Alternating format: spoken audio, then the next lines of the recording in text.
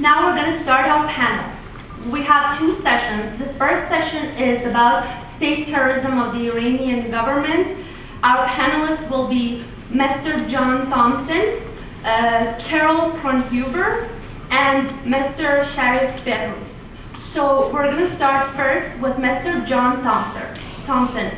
Mr. John Thompson is director of the Mackenzie Institute, a Canadian think tank concerned with organized violence and political instability.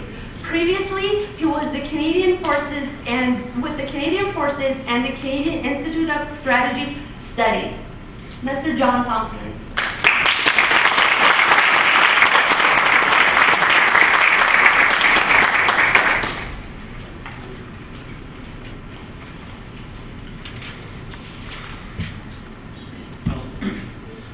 Actually, thank you for the invitation. It is actually really an honor to be here.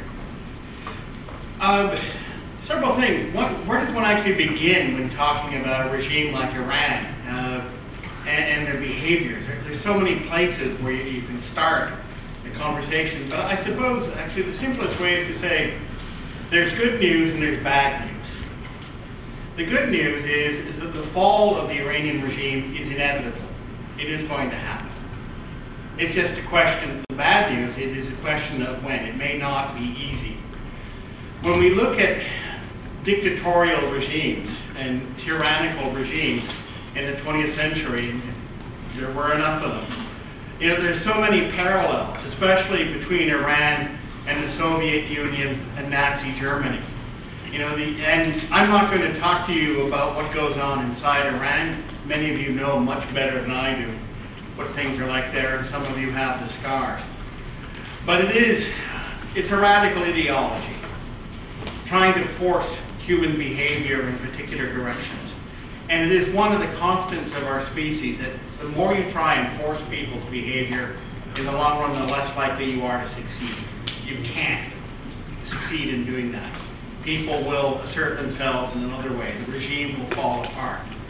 Those who have given their souls to the regime, who identify with it, you know, the informers in every little street who do so because they think the regime is bigger than they are, the bullies who are looking for some authority and graft onto a regime that gives them some, they'll lose it. They'll lose it all. And there are people who have tortured and murdered and are going to have to answer for it eventually.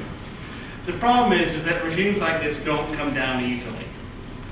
When they've got control of their own regular police, their own political police, their own competing intelligence organizations, it's not easy for them to come down internally. Velvet revolutions, such as we've seen in other countries, only really occur when all support for the regime is completely vanished. That stage is coming. That's why the fall of the Iranian regime is inevitable. Remember that the vast majority of people inside Iran are younger than the revolution. They don't have any affinity for it. They don't really feel for it. All they know is that it's those miserable, rotten, old, corrupt bastards who are holding down the economy, have all the good jobs, and are restricting every possibility of human growth. And the more the regime continues, the more this will go on, the less and less chance it will continue. But the regime has also got its security apparatus, and I just mentioned some aspects of it. The Soviets, they had a very stable regime for a long time. There was never any threat of a real internal rebellion inside the Soviet Union. One of the techniques, for example, at the very beginning, when the Soviets were first getting started, there was a group called the Latvian Riflemen. Lenin couldn't even trust Russians to protect him. He had to get other people to come and protect him. If you look at some of the worst public order units that belong to the Revolutionary Guard, they're not even made up of people from Iran. They're made up of people from Yemen. They're made up of volunteers from Hezbollah, of mercenaries, the same mercenaries that are now failing to defend the Libyan regime. You know, when you hire people to guard you, there's a certain point where they might actually consider the paycheck isn't worth it. The other practice was, of course, that the Soviets and the Nazis, they created separate guard forces. There's the regular military, but regular militaries are composed of the people. And sometimes, as we've often seen, a regular military that doesn't like the regime will overthrow it. Dictatorships then create a special military, the Revolutionary Guard. The Revolutionary Guard, of course, is like the Waffen-SS, or like the old KGB or NKVD special forces inside Russia, a politicized military that has to take over many, many internal security functions. But again, these organizations can't last forever. One of the things about a regime is that the people who are running it almost inevitably become corrupt. In Nazi Germany, remember at the very end, there was a number of Germans who were noticing that the Nazis who preached National Socialism and equality for everybody had all made themselves rich and lived lives of privilege, and then the regime fell down. The Soviet Union, it collapsed. Why did it collapse? The corruption of its system. You know, and again, in the communist system, everybody was supposed to be all equal, and the leaders had all enriched themselves. Well, you know how that works in Iran. The regime's guardians are corrupt. The regime's guardians help themselves to power. In the long run, that means they will not be as attentive to their duties. That means they are not that ideological. That means they are not committed to the way the regime works. They're selfish. They're looking after themselves. In the long run, they're going to go. The question is, how long will it take and how much damage will they do first? Also, the question for you is, what do you do about it? Canada, we're a peaceful society. That's often because we forget many aspects of our own history. But the long and the short of it is, it's been 200 years since anybody took a Canadian city and burned it down. Toronto, actually, in 1813, the 200th anniversary is coming up. All of our wars have been far away. So Canadians have a very hard time understanding violence. We have a very hard time understanding evil. It seems alien and remote to us. And as a result, we forget that revolutionary regimes often pay for their agents to work inside other countries. The Nazis spent money here trying to politicize the German communities. Didn't work that well. The Italian fascists did the same thing with the Italian communities. Didn't work that well. When the Soviet Union collapsed, we found out just how much money the Soviet Union was spending on its agents inside countries like the United States and Canada. Of course, Canadians didn't really pay attention. It was phenomenal how much money the Soviets, it's one of the reasons why they went broke. They were spending so much of their foreign capital paying for their agents, paying for their supporters and their propaganda organs in other countries. Is Iran doing the same thing here? Yes, they are. And it's very clear. They have a presence here. They have their agents here.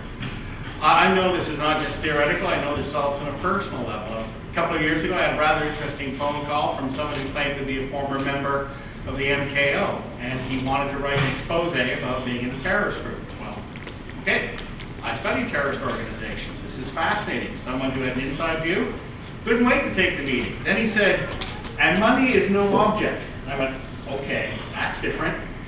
Former members of terrorist organizations with money to spend?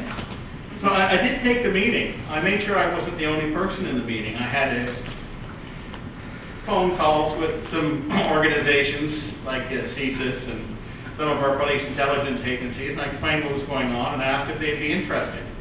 So there was someone else present at the meeting just to identify who it was I was talking to, and we had a chat. And he said, I was offered $80,000 to publish an expose on the MKO. And I thought, this is really weird. And then it sort of went back, had a chat with the police officer who was there, and we realized that this person was an activist who worked for the Iranian government out of the Iranian consular offices and what passes for their embassy. And that was, for all intents and purposes, an attempt by an employee of Iran to bribe me. And that's a very simple thing.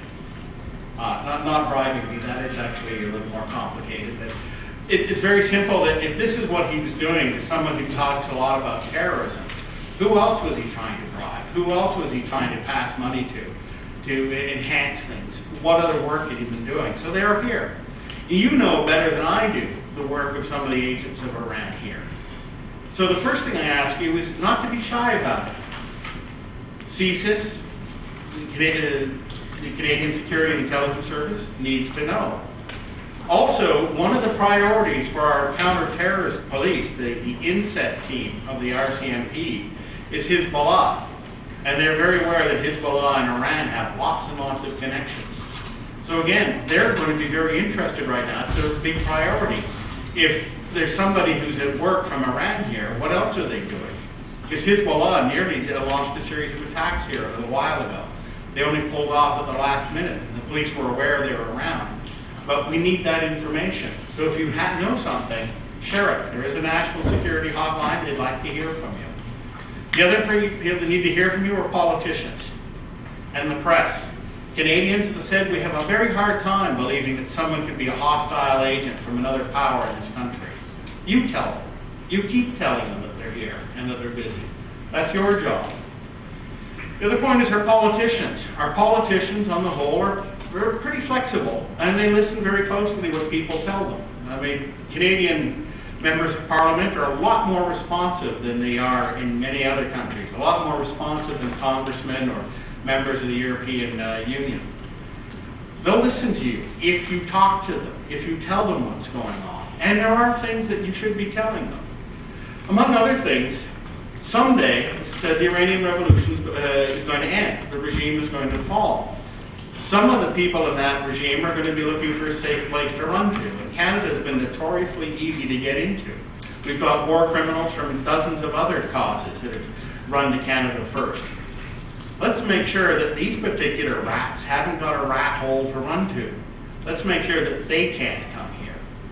You talk to politicians about that. Legislation that will prevent people who worked for the Iranian regime from ever making a refugee claim here. Let them face the justice that they need to face.